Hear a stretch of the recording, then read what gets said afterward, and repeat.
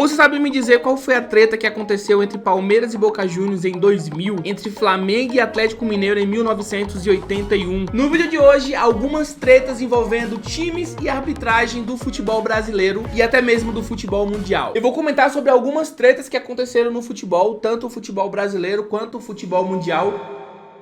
O ano era 2000 e na final da Libertadores daquele ano, o confronto foi entre Palmeiras e Boca Juniors. O jogo de ida na Bombonera terminou no empate de 2-2 e a volta foi no Morumbi, mas o 0-0 levou a decisão para os pênaltis. O goleiro Marco, ídolo do Palmeiras, brilhou, mas não conseguiu evitar a derrota por 3-2 nas cobranças de pênalti. Mas a reclamação dos palmeirenses e da comissão técnica veio através de 2 pênaltis não marcados. Um toque de mão dentro da área, o outro que o jogador do Palmeiras, antes de finalizar para dentro do gol, foi empurrado no pênalti claro que o juiz também não marcou. Esse aí já era o jogo da volta. No jogo da ida, o Palmeiras também foi muito prejudicado. A atuação do árbitro foi lamentável, que além de não marcar nada pro Palmeiras, ainda marcava coisas que não existiam pro Boca Juniors. O falsificado juiz paraguaio decidiu mudar o rumo da partida e sem nenhuma vergonha inventou nesse lance um pênalti a favor do Boca.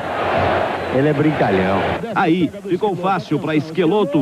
Ele foi lá e empatou o jogo 1-1. O clima de tensão ficou ainda mais pesado com a atuação do árbitro, acusado de ser conivente com a catimba dos argentinos e de deixar de marcar faltas claras a favor do Palmeiras. Em futebolês, claro, foi um dos maiores assaltos da história. Visível. O Flamengo fica à direita do seu vídeo, o Atlético Mineiro à esquerda. Começa a decisão do grupo 3 aqui em Goiânia. Já ficou no solo o jogador do Flamengo. O clima tenso, José Roberto Wright dando muito trabalho para controlar. E dentro de campo, antes de iniciar o jogo, ele reuniu os dois times, só que ele pagou só para nós do Atlético, só de frente para nós, em tom de ameaça, de acusação que ia pôr para fora, que ele que mandava no jogo, que não ia admitir nenhuma violência, mas ele queria intimidar o nosso time. Cartão vermelho. Reinaldo está expulso do jogo. Brincou com milhões de sentimentos, de corações aqui de atleticano e de vários outros clubes.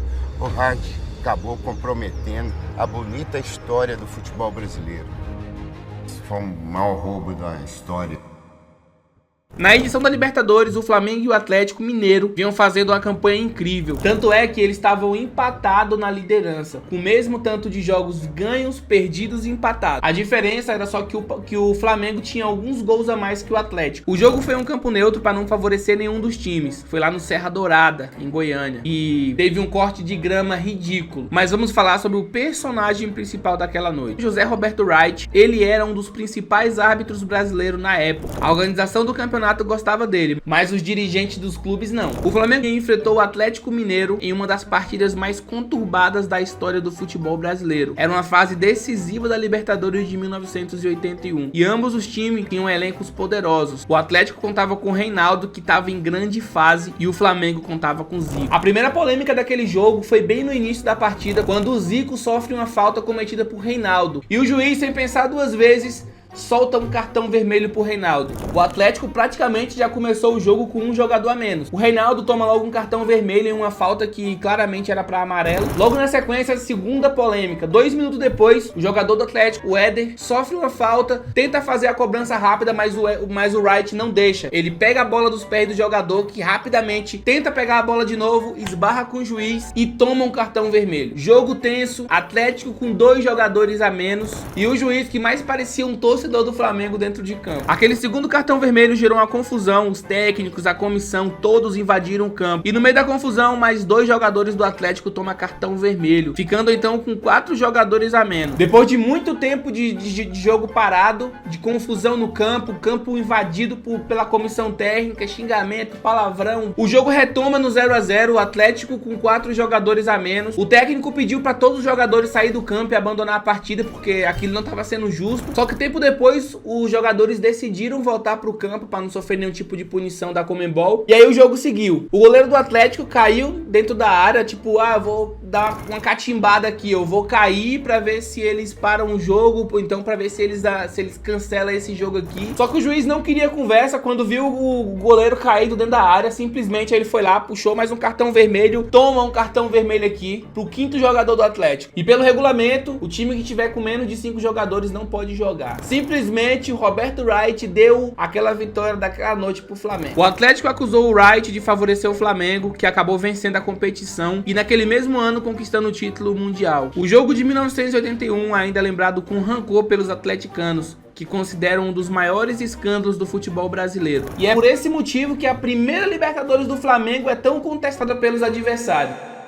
Saindo de 1981 e vindo para 2017, Corinthians e Vasco se enfrentavam em uma partida que era válida pelo Campeonato Brasileiro. O atacante Jô marcou o gol da vitória para o Corinthians, mas o lance foi imediatamente questionado pelos jogadores do Vasco. Eles alegaram que o gol foi feito com um toque de mão do Jô. O árbitro confirmou o gol, alegando que não houve intenção no toque. A decisão gerou indignação entre os vascaínos. O Corinthians, por sua vez, seguiu firme rumo ao título. Naquela edição do campeonato de 2017, o Corinthians acabou sendo campeão com 72 pontos. Já o Vasco também fez uma boa campanha, especialmente na reta final do campeonato, conseguindo terminar na 7ª posição com 56 pontos. Essa colocação garantiu ao Vasco uma vaga na fase preliminar da Copa Libertadores da América de 2018.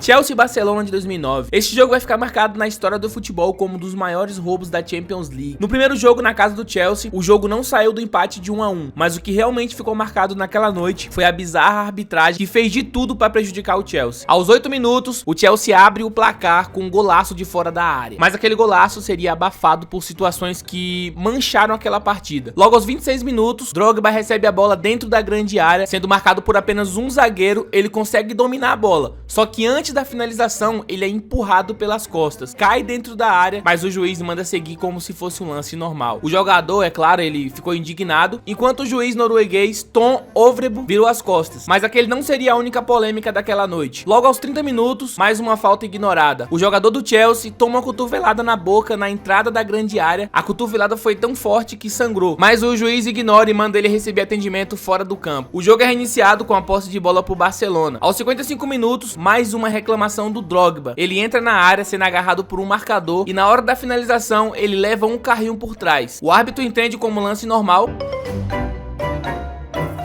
até que finalmente o juiz decide marcar uma pro Chelsea. Aos 65 minutos, Abidal dá um totozinho no Anelka antes da grande área e leva um cartão vermelho. Com um jogador a menos, o Barcelona ia se segurando como podia, até que aos 78, mais um lance polêmico. Anelka é derrubado na grande área e fica pedindo pênalti, mas esse lance particularmente eu não vi nada demais. Mas meus amigos, no lance seguinte, o maior absurdo da partida acontece. Anelka recebe a bola entre dois marcadores, tenta passar entre eles, mas a bola bate claramente na mão de um deles. E imediatamente, Anelka para a jogada esperando a falta ser marcada e eventualmente o pênalti, mas o juiz ignora na caruda, vira as costas e finge que nada aconteceu. E como se não bastasse o drama do Chelsea, das faltas não marcadas, dos pênaltis, depois de um bate e rebate dentro da área, Iniesta recebe na entrada da grande área e acerta um chute no ângulo, empatando a partida. Quase no fim da partida, o Chelsea pressionando muito, num bate e rebate, o Lampard chuta a bola que bate na mão de Eto'o, dentro da área. Era pênalti claro, mas o juiz erra majestosamente e acaba fechando com chave de ouro aquela noite ridícula do futebol. A partida chegou ao fim e foi cercada de reclamação. O Drogba chegou a ir pra cima das câmeras gritando que aquilo ali tinha sido um escândalo, mas ficou por aquilo mesmo. 9 anos depois, o árbitro norueguês Tom Ovrebø assumiu